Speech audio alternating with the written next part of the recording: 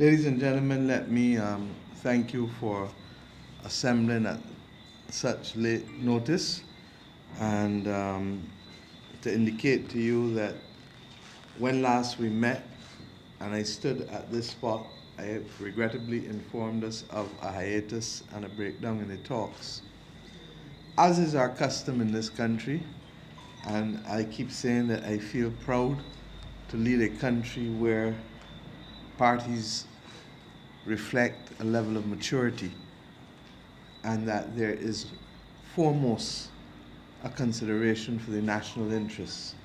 I'm happy that I can report that we have been able to avert a crisis that would affect all of us. And at the outset, before I get into the details, I would like to thank all of the members, both of the G4S staff, the Barbados Workers Union, the G4S company and its representatives, and indeed the ministers, particularly the Minister of Labour and the other ministers who have served on this subcommittee, the Minister of Home Affairs, the Minister of Foreign Affairs, and indeed the Attorney General of Barbados. I think that we've had a long few days, but like with most things, we have put the national interest first, and we are in a position to report, as I said, that the crisis has been averted and that we have agreed on a number of things that we believe will not only add value to the specific members affected by this crisis, but will come to be regarded as a seminal moment in this country's industrial history. When we reflected on where we were Monday night, there was no doubt that there were strong and definite positions. But like with most matters of this type, our duty is to see where we can find common ground. I'm happy to report that on reflection, we were able to find that common ground, and it is common ground that will benefit not only the workers of G4S, but thousands of workers across Barbados, not only in the area of security, but across a wide range of classes. And what am I referring to specifically? For more than a decade, the Barbados Workers Union, in its conferences year after year after year, would have called for the establishment of a national minimum wage and sectoral minimum wages to protect the most vulnerable in our society, whether it is shop assistants who were already getting it and domestics, to extend to gas station workers, to extend to cleaners, to extend ultimately to agricultural workers, general workers, security workers, officers, guards, watchmen. And I have always been motivated by the rationale which the Barbados Workers Union laid out as I attended their conferences in opposition predominantly and listened very quietly.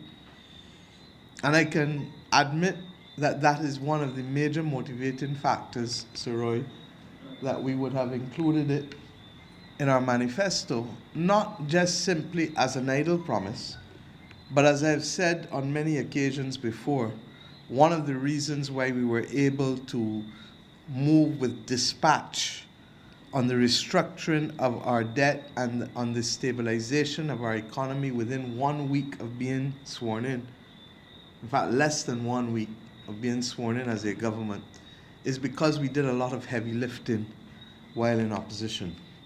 And one of the areas on which we had done heavy lifting was on this issue of a national minimum wage.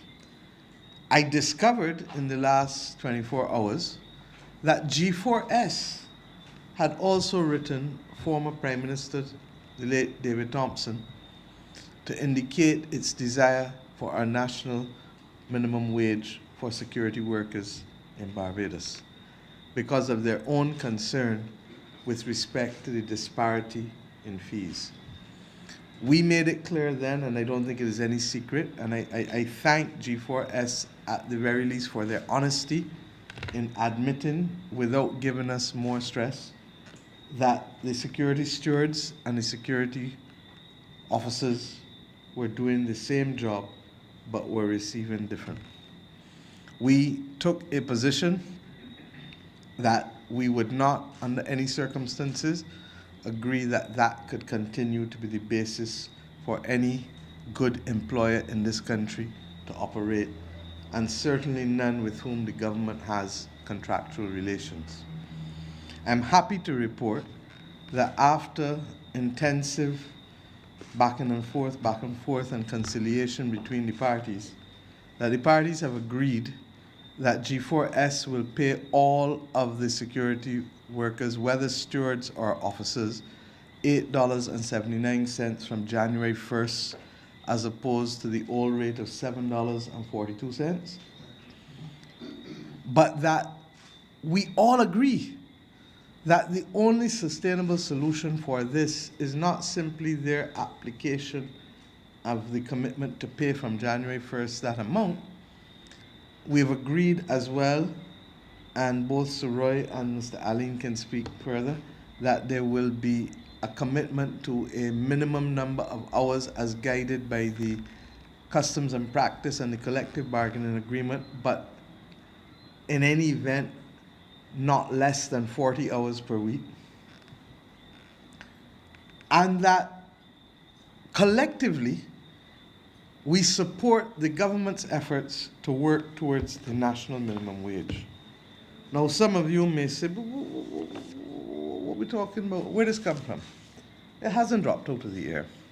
Mercifully, because we made a manifesto commitment towards a national minimum wage of actually $8 in the manifesto, my government was able, through the Minister of Labour, to establish and appoint the National Minimum Wage Board pursuant to the legislation that we found, but equally as important, to establish a working committee within the ministry that in fact produced this document, the draft proposal for a national minimum wage for Barbados.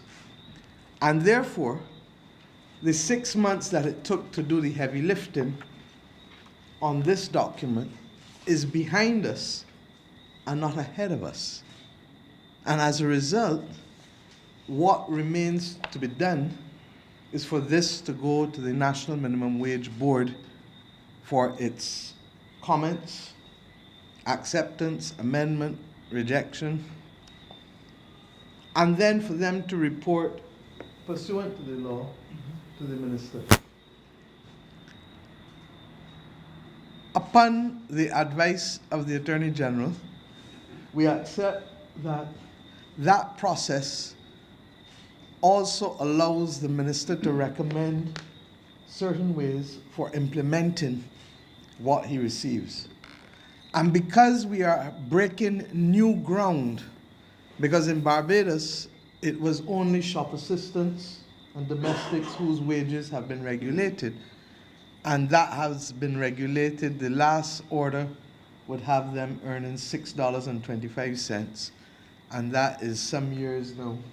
So, Roy, I can't remember the exact date, but some time, which is why we were motivated to put the figure that we did in the manifesto. As a result, it means that we felt that because this is new ground, that we also wanted as cabinet to have a number of persons who, by dint of their experience in Barbados, the National Minimum Wage Board is a tripartite body, by the way, with 3 members appointed by government, 3 members appointed by the unions, 3 members appointed by the private sector. But we felt that even with that, we wanted a blue ribbon body, a blue ribbon advisory committee to advise the cabinet as to what was being recommended by the National Minimum Wage Board, who would continue to have responsibility for the maintenance and review of minimum wages in Barbados. But you know, when you're starting off on a journey for the first time, or those of you who have children and you're sending them away for the first time, you usually still want somebody else to help take care of them and to look after them and to monitor them and to make sure that everything's good. Well, the government is no different in this one.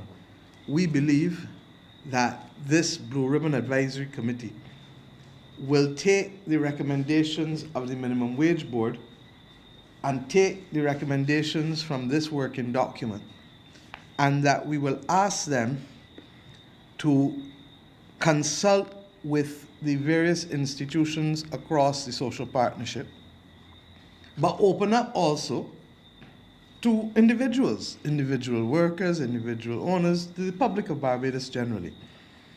And that in doing so, that they report back to the Cabinet of Barbados no later than the 1st of February 2021, at which point the Minister then will review their comments, that of the National Minimum Wage Board, that of the Working Committee, and recommend to Cabinet, for Cabinet's agreement, what the national minimum wage would be. One of the things that we recognize is that there can be no single figure across the board, particularly since certain sectors have different complexities and different skill sets. And in fact, that's what's reflected in the draft report as well. So that you may have a national minimum wage that is across the board for shop assistants and domestics, and we include now gas station workers, we include general workers, we include watchmen, we include cleaners. But already, agricultural workers are paid above even what we had put in the manifesto for a national minimum wage. Already, security workers are paid above. And therefore, we accept that, and the legislation that was passed contemplates that there may be different floors, different prices for different sectors depending on the complexity. So that we expect that they will review this, that they will look at the different sectors. We expect that nobody is going to set a minimum wage lower than what people are earning for the most part. And therefore, we look forward to a resolution of this matter that will allow not just G4S workers, not just security workers, but thousands of Barbadian workers to face 2021 with the comfort that come April, that there will be in place in Barbados a national minimum wage as well as sectoral wages, minimum wages for different sectors.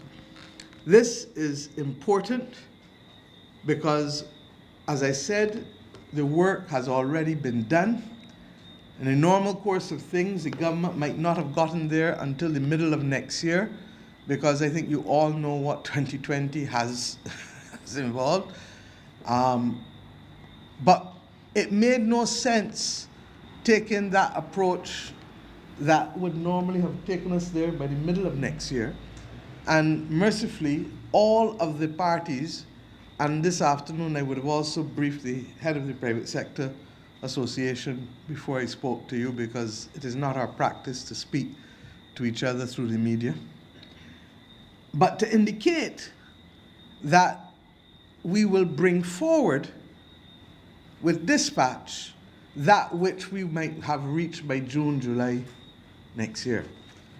And in so doing, it allows G4S workers to be a winner, G4S the company, because we are conscious of the conditions against which they were fighting again, as well as the thousands of other workers working in gas stations, working in homes as domestic, working as cleaners, working as agricultural workers, working as sales and shop assistants, and to allow us to go forward with confidence that there must be a floor below which no one is allowed to go in this country.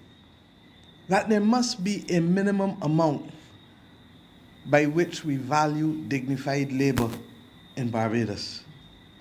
And we do so conscious that all of us within the last 2 to 3 generations have either come from or have persons still in a position where they are dependent on employers and where the opportunity to bargain, Sir Roy, is not an even opportunity. That's right. And to that extent, the public space must be defended by saying that there is a limit below which no one shall fall. And that is why I say that today will mark a significant day in the history of this country as the 10th of December 2020. I am conscious that that Blue Ribbon Advisory Committee needs to comprise of persons who are distinguished in their own right and accomplished in their own right. And I'm happy that we have persons in our community who are prepared to serve at a minute's notice in the national interests. I've asked the former Chief Justice of Barbados, Sir David Simmons, to serve as the chairman of this Blue Ribbon Advisory Committee. And I've also asked the following persons to serve on it, representing, as is our custom, the tripartite nature of the relations in our country. I refer specifically to Mr. John Williams, who is chairman of the Barbados General and Advisory Public Service Commission, Services Commission. I've asked the former founding member of Setu Sab, who has recently been honored by our country, the Most Honorable Mr. Patrick Frost, to also serve. I've asked the former General Secretary of the National Union of Public Workers and Ambassador, Permanent Representative to the United Nations under the last government, Mr. Joseph Goddard, to also serve. I've asked Sir Alan Fields, a former head of the Barbados private sector, to also serve. And I've asked Ms. Marcia Martindale, who has been a business owner in Bridgetown and I believe Sheraton Mall for quite a long time. I don't like to give away a woman's age, so just say for quite a long time, and is an established businesswoman in Barbados. But important because she reflects not big business, but what the challenges are of managing a smaller enterprise, owner-operated enterprise. I think the public of Barbados will agree with me that these persons represent a level of experience and accomplishment and wisdom that will allow us as a cabinet and us as a country to benefit further from their deliberations, from their intervention in seeking further input from the public, and that once they report to us on the 1st of February, and once we set the draft order pursuant to the legislation, the public then has a further period of 40 days within which to state any specific objection that any particular individual or institution might have for the Minister and the National Minimum Wage Board to review and reflect upon before we set it to bed for April. You will see that the government has taken careful consideration of the timelines as well as the task to ensure that what we are seeking to do is attainable and achievable. And I'm happy, as I said, and I thank Minister Jordan for his work, for ensuring that what was simply a manifesto promise has been significantly advanced by the preparation of this report and has allowed me to be able to find common ground with the G4S workers, with the Barbados Workers Union, and with G4S, the company.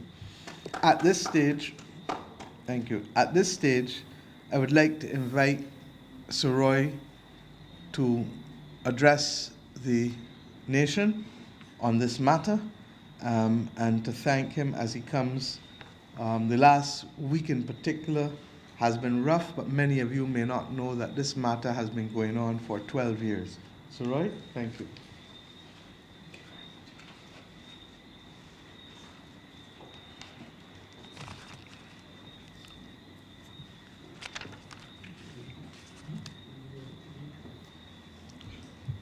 Thank you very much, Prime Minister, and good evening to the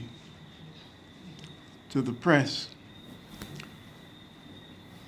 I wish at the very outset to commend the workers of G4S for their capacity to take a matter up and to pursue it with the vigor with which this matter has been pursued for many years now. There were many reasons why we stopped at the very brink over these years, because the effort to reduce the pay level goes back, in fact, to about 2011, where we rejected it, and we've given reasons why that could not have been dealt with. But then it was introduced by the company unilaterally, and every effort was made to take advantage of the economic difficulties which existed in Barbados to keep those stewards, as they were called, at a considerably lesser rate, while exploiting the situation to the advantage of the company. So on this occasion, when the workers approached the current General Secretary, they were adamant, and she recognized the seriousness of their intent, and I'm pleased to say that she responded admirably to it. And out of these discussions, we have gone the full distance, involving a former Chief Labor Officer, involving the current acting Chief Labor Officer, trying to get the Minister of Labor to take part in the exercise. And when we realized that the company was still not able to meet our demand, reaching out to the Prime Minister, to whom we are very grateful, with the cabinet members whom you see, we are grateful to them for going a step beyond just trying to prevent a strike at G4S, but trying to use the occasion of the disquiet to correct a number of inadequacies, a number of inequalities which G4S was suffering from, but not G4S alone. All security firms.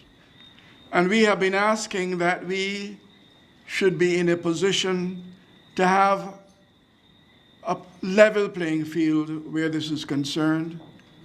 G4S separately was asking for it, though we did not understand it in the same way.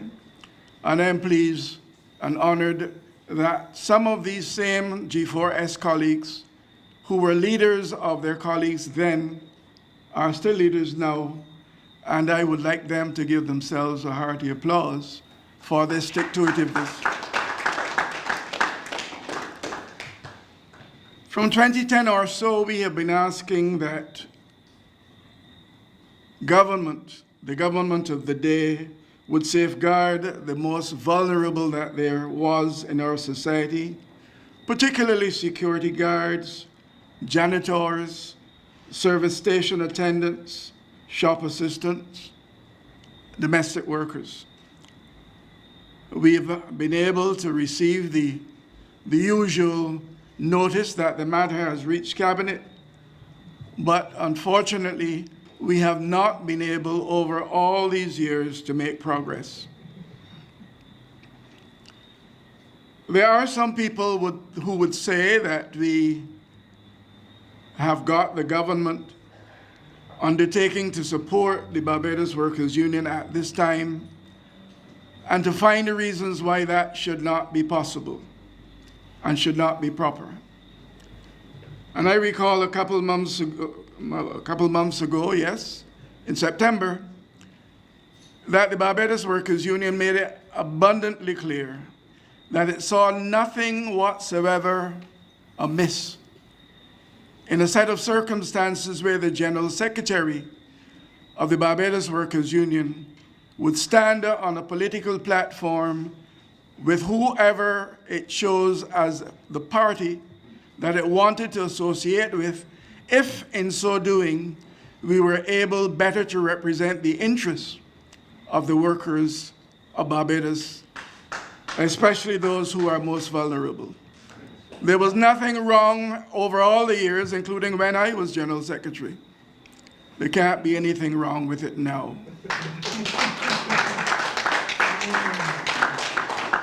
And I wish we would all be honest with ourselves and that we do not choose to be selective in the times we choose or the occasions we choose to refer to. The understanding is very clearly that this is an arrangement which has to have at its very root and at its very center a concern for uplifting, especially those who are not able to help themselves. And you would notice from the many resolutions which there have been over time that we have consistently been seeking to treat with those matters. I said in 2010, but also in 2010 we looked for domestic workers.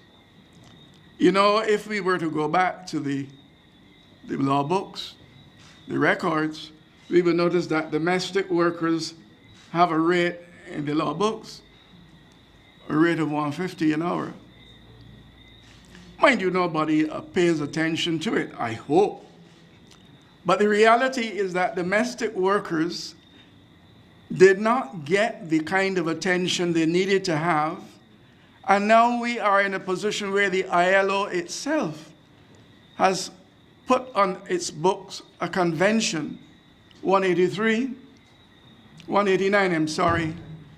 Now that we are at that position, we have been arguing across the length and breadth of Barbados that domestic workers had to be treated no less favorably than workers who had larger groups that could organize and can approach employers and fight for themselves. But if you are a single worker, obviously you do not have that protection, and the Barbados Workers Union has been endeavoring over the years to get something happen in this area, and I'm pleased to note that in what has just been said to you by the Prime Minister, domestic workers are not left behind. And we also have been trying to deal with the special conditions of security guards. When the boss has left the place,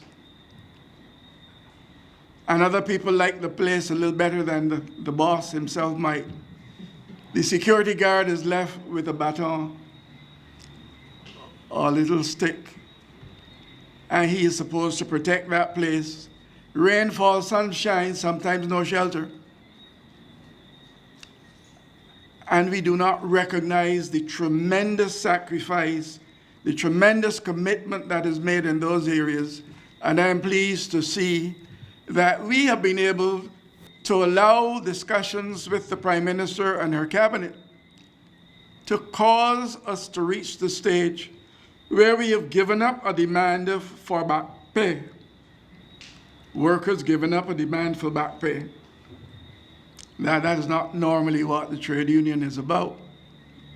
But we have decided to make that sacrifice because we have said to the Prime Minister and to G4S that we want not just G4S workers to come out ahead of this in circumstances where they can take home a living wage to their families. We want all security workers to have that particular benefit. It's been a long struggle, and there are others for whom that struggle has to be continued and has to be pursued. And I'm hopeful that those of you who believe that all you need to do is to receive the benefit, that you understand that your unity, your togetherness, your solidarity is very critical if we are going to be able to lift the hand of the government, and if we are going to have the opportunity to make sure that these benefits which we are looking forward to are benefits which are received now and which are built upon for the future, and that other similar workers will understand the advantage of using their collective power to the greater advantage of all the working people of this country of Barbados. I salute G4S workers. I salute all security workers across the island. Thank you very much. Thank you very much, Sir Roy. And at this stage, I'd like to invite the company's representative in Barbados, its legal advisor of recent vintage and toll, Mr. Amor Mottley, to speak on behalf of G4S. Thank you. Good night, and thank you, Prime Minister. It is ironic that the industry leader in the security market in Barbados, the one who pays the best salaries bar none, is the one who has found itself in this position and dealing with a substantive issue related to the rights of workers, not only its workforce, but the workforce across the security sector. And as the Prime Minister has indicated, by extension, a number of sectors where we may consider vulnerable workers exist day to day. I want to thank the Prime Minister, and the company G4S wants to thank the Prime Minister for the efforts she has made in bringing a resolution to this matter. She has offered human service and advice in the matter, and the company is minded that it should stand by the principles of a company that has existed over 40 years in this market, providing essential services across the land. The reality is that, as the Prime Minister indicated, since 2009, G4S wrote the powers asking that a minimum wage be introduced, because it recognized not only would it accrue to the benefit of its workers and the workers of the security sector, but it would set a standard which would allow a level playing field going forward in terms of the security market. And the reality is that since that year, in spite of the fact that it has never been actioned, G4S committed and kept that industry leading aspect in terms of its reward of its workers. This crisis has offered an opportunity, and with the Prime Minister's leadership, there is a solution which speaks not just to G4S, but speaks to a wider community that is in need. We wish to thank the Workers' Union, the Barbados Workers' Union, Secretary General Ms. Moore and Sir Roy, because it has been a collaborative effort.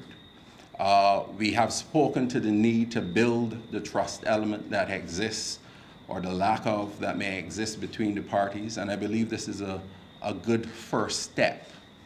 There's a commitment going forward in terms of a monitoring committee, which was agreed tonight in relation to ensuring that that level of trust grows and that the promises that have been made are kept. The reality is this could not have been possible without the Prime Minister's leadership in terms of putting forward a minimum wage that will speak to sectoral discrepancies, speak to discrepancies across the land for many workers. And again, we must thank her for the effort she has made in this.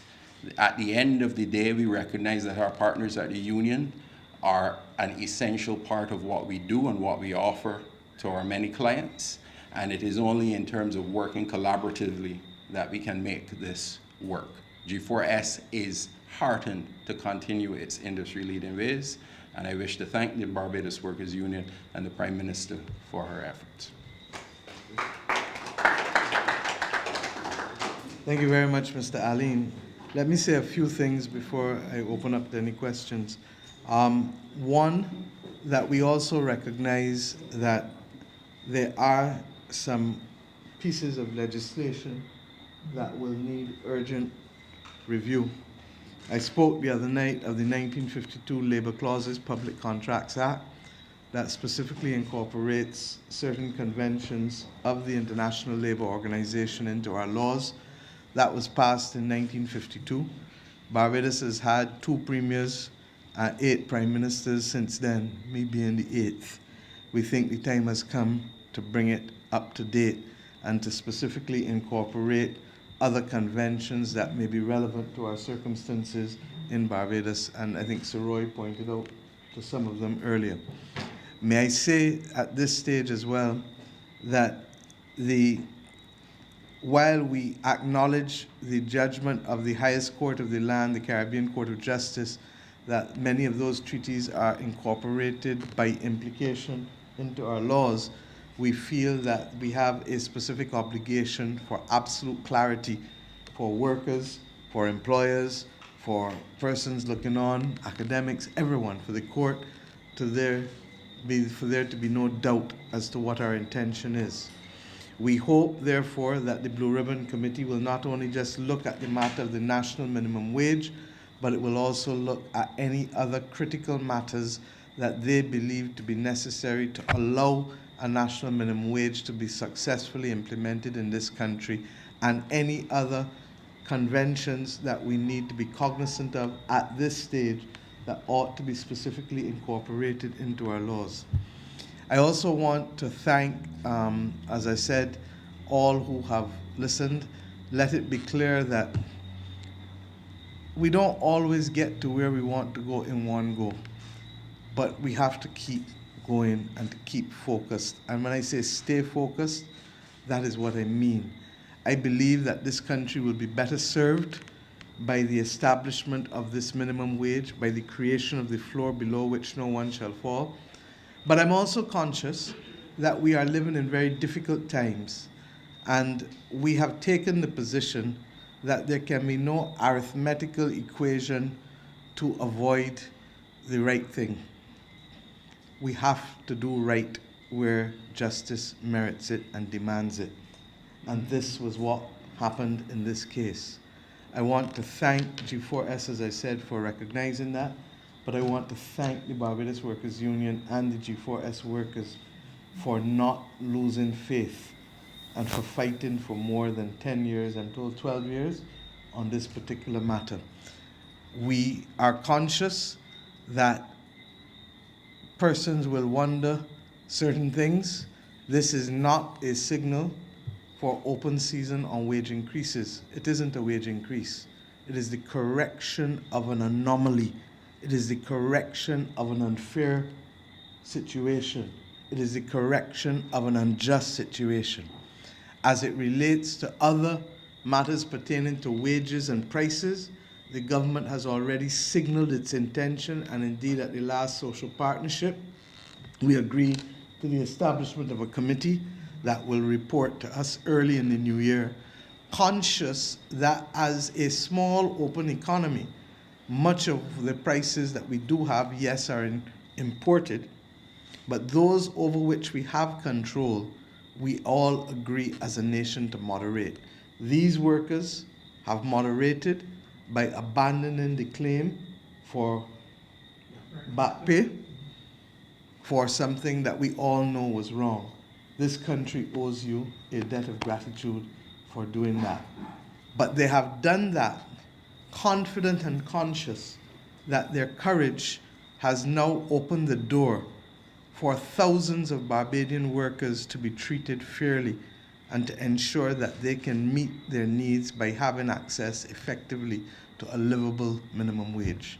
And with that, I therefore want to thank persons, and we look forward to the reporting of the various parties, the National Minimum Wage Board, the Blue Ribbon Advisory Committee, and ultimately the settlement and recommendations, the recommendations by the Minister of Labour, but the settlement by Cabinet, such that by April we can start both government's new fiscal year, as well as generally some companies too, with the confidence that we have done right by our people, and that increased purchasing power in the economy will also benefit persons who are not directly at the center of this decision today, because as people earn more, they're in a position to meet their needs and to spend more.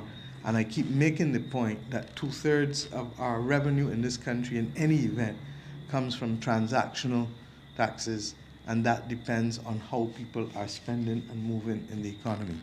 With those few words, I thank you and open the floor to any few questions, if there are any. Right? Related to... You may have to speak loudly because to realize that we're going so you can hear. Well, I have one related to industrial relations. Obviously, this is one fire that we've been able to quell. Obviously, we also have some issues in the hotel sector. I heard the minister speak to hoteliers recently. Are you satisfied that you're making some progress in terms of addressing the issues that are coming up in the tourism sector right now? I think we are. I think, and you would have noticed that the Minister of Tourism has been working very hard, meeting with hotel workers.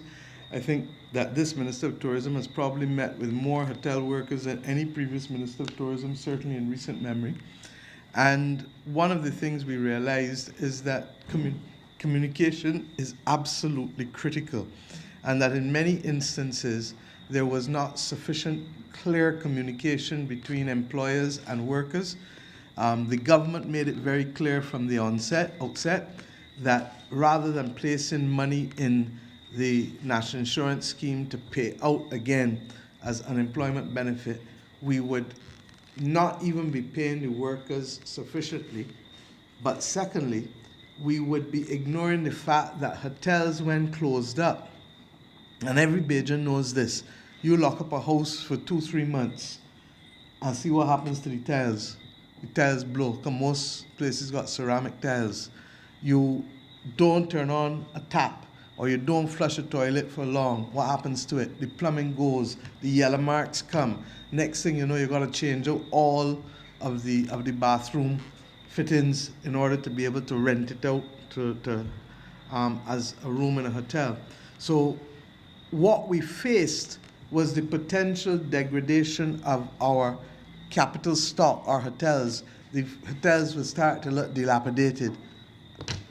And we made a determination that we needed a win-win for the sector. There's not everybody who is happy, but in this 2020, there isn't everybody who is happy on everything. But we have to govern. And what we have seen is that almost 30 hotels have come on board. As a result of that, the government is very clear that we are not going to engage hotels in seeking to prey on the severance payments fund when we feel that we have placed a fund of $150 million there for hoteliers to be able to, either through preference shares, or some have made the case now for loan financing, to be able to assist the hotels. We get it that they have no cash flow, but we equally get it that without the workers, the hotels can't offer anything. And we are adamant. We're not called a Labour Party, or the opposition parties aren't called Labour parties by accident, because this country has been built on the backs of workers. And this country continues also to view workers as critical to its success, as much as persons will use savings and investment as another critical component. Against that backdrop, therefore, we were very clear to send the message, and I'm happy to report that the people at Divi in, what's it called? The one in Old Town, that was the first one. The club. That the owners of the club have indicated that they will not be asking National Insurance to pay out the severance, that they will pay out the severance to the workers as was originally promised. We are working, I believe that those at Savannah and the Ministry of Tourism, that they've been meeting, and I hope that Mr. Weatherhead speaks to the country, if he's not already done so today, but he needs to speak to the country and the workers and to contextualize his position. In fairness, his position at Savannah became entangled with the offer to purchase as a result of a request for proposals, and therefore between the banks, Hotels and Resorts Limited, and Mr. Weatherhead and the workers, that became entangled. I believe that there is a way out and that they know what it is, but sufficient to say that those workers who have already received their severance from him have had, and those who are there, the majority of them I think are being taken back, and those who will not will have their severance paid by him.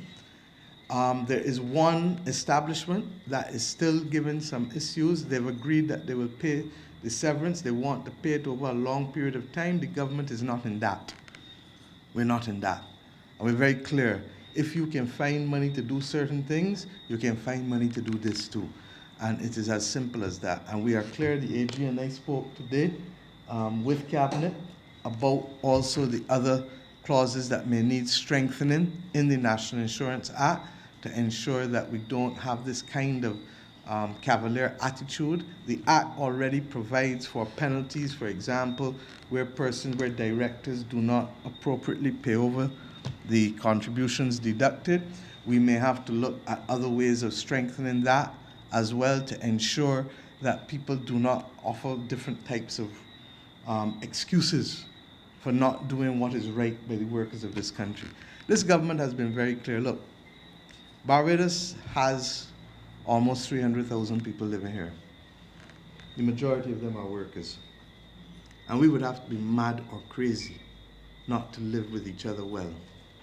We have to accept that on 166 square miles, there must be room for workers to have dignified labor and to be appropriately treated. Equally, there's a responsibility for them to give of their service and to do what they promise to do in the job that they accept. Similarly, we have persons who invest, and they are large investors, but they're also small investors who collectively become large through the credit unions and through other financial instruments that we have in our system.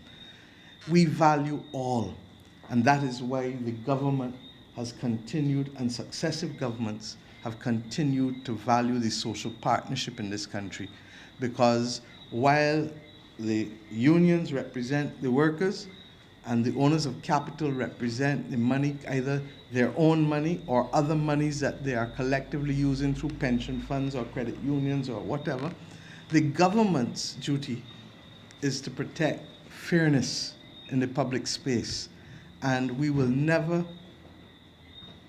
retreat from that duty. Any other questions? If none, I want to thank everybody. I really hope that, and as I close, I want to say this. 2020 has not been an easy year. It has tested every sinew in our body. It has tested our commitment. It has tested our principles. It has tested our own ability to live in ways that we understand. I want to salute the people of Barbados again, because I keep making the point that this country could be a very different country if we did not have people who understood their responsibility. These workers today have exhibited a level of sacrifice, courage, and commitment to the national cause that I really have to salute you publicly and ask the people of Barbados to join me in saluting you. By the same token, the people in Barbados across, as we face this pandemic, have really risen to the occasion in every sector, from the media to the private sector, to the workers, to the NGOs and churches, because churches, as you know, were dislocated for at least 2 months in the middle of the pandemic. But in all that we have done, we've kept the national interest first. There are some people who are beginning to believe that there's another interest to watch. I want the rest of Barbados to join me and to remind the country, as these Barbadians have reminded us today, the national interest is what will take us through on 166 square miles. Everything that we want, we cannot always get. There are a lot of things that this government would like that are not immediately available to it. There are a lot of things that other workers would like that may not be available to us at this point in time. There are things that some of the investors would like and companies that are not available to them at this time. I ask us only, please, to recognize that we are the inheritors of a proud legacy. It is up to us to moderate. Remember, there's an old saying sometimes that works, especially when you're in trouble. To moderate and to allow us to stay focused, knowing full well that even though there may be some clouds over the country and over the world for that matter, that the sun will come out tomorrow again. And once we stay the course, and once we keep our nose above water, even if not our mouth, then I have every confidence that this country will not only do well, but will become that beacon for others to follow. Thank you, Merry Christmas, and God bless you.